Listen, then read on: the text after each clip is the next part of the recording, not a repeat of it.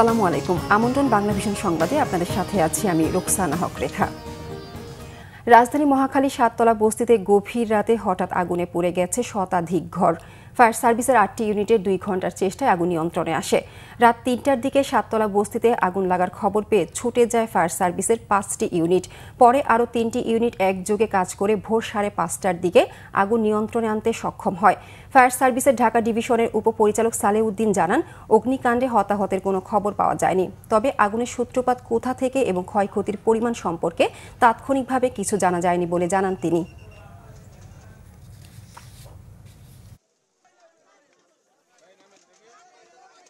3টা 40 মিনিটের সময় আমরা মেসেজ পাই।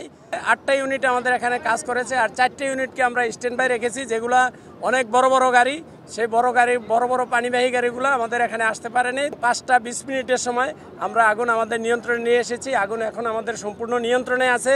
আমরা এখনো আহত বা নিহতর কোনো মেসেজ পাই নাই। আর ক্ষয়ক্ষতি যেটা বলতে আমরা এক একজনের কাছে এক এক রকম তথ্য পাচ্ছি, বাট এটা তদন্ত কমিটি হবে, তদন্ত কমিটি অ্যাকচুয়াল তথ্য বের করতে পারবে। নরসিংদীর পলাশে অনুমোদনহীন এক ব্যাটারি কারখানা দূষিত করছে এলাকার পরিবেশ। নষ্ট হচ্ছে কৃষি জমি, জীববৈচিত্র্য ধ্বংসের পাশাপাশি স্বাস্থ্য ঝুঁকিতে পড়েছে এলাকাবাসী।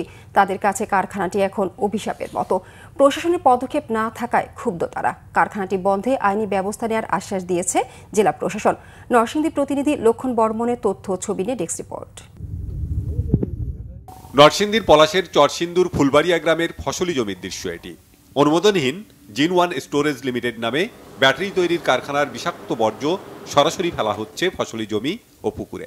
পুড়ছে মাটি, পুকুরের পানি ধারণ করেছে কালচে বর্ণ। বিপন্ন হচ্ছে এলাকার জীববৈচিত্র্য। স্থানীয়দের অভিযোগ, এই ব্যাটারির কারখানার কারণে ব্যাপক ক্ষতি হয়েছে অন্তত 3000 একর কৃষি জমির। পাশাপাশি মাছ চাষেও নেমেছে বিপর্যয়। চর্মরোগ সহ স্বাস্থ্য ঝুঁকিতে শিশুরা। কারখানাটি বন্ধের দাবি করায় হামলা মামলার হুমকিতে স্থানীয়রা। এই পানি ভিতরে গিয়া হারা ভিতরে দিছে, সেই পানি আমাকে কলেজে যাই, কলেজে খাইয়া পানি খাই আমরা পোলাফান আগর অসুবিধা হইতেছে। 3-4টা গরু মরছে, আবার 3টা মহিলা মরছে গর্ভবতী।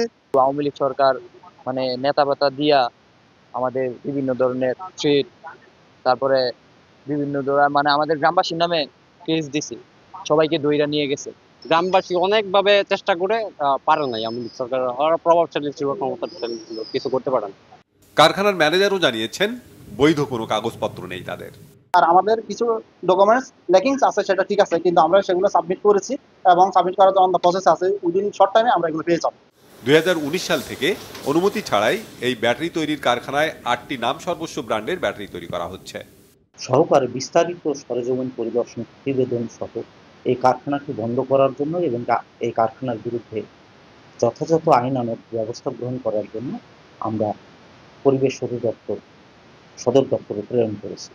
পরিবেশ অধিদপ্তর সদর দপ্তরের যে মনিটরিং অ্যান্ড এনফোর্সমেন্ট উইং আছে, সেখান থেকে ইতোমধ্যে ওই কারখানার যে বিদ্যুৎ, গ্যাস, পানি যে সেবা সংযোগ আছে, সেই সেবা সংযোগ বিচ্ছিন্ন করার জন্য আদেশ প্রদান করেছে।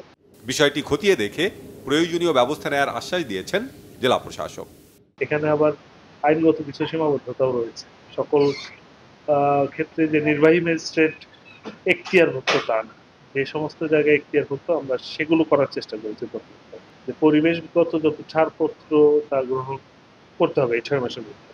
অন্যথায় সেটা যদি করতে ব্যর্থ হয়, তাহলে হয়তো সেই ক্ষেত্রে এটা বন্ধ বা এইভাবে কার্যক্রম চালাতে পারবে না মর্মে সেটা ডিক্লারেশন আসবে। পরিবেশ বাঁচাতে দ্রুত কারখানাটি বন্ধের পদক্ষেপ চাই এলাকাবাসী। Banglavision news desk. এই ছিল এখনকার মতো। পরের সংবাদ বেলা 12টায়। এর আগে একটা রয়েছে নিউজ টপ 10 দেখার আমন্ত্রণ রইল।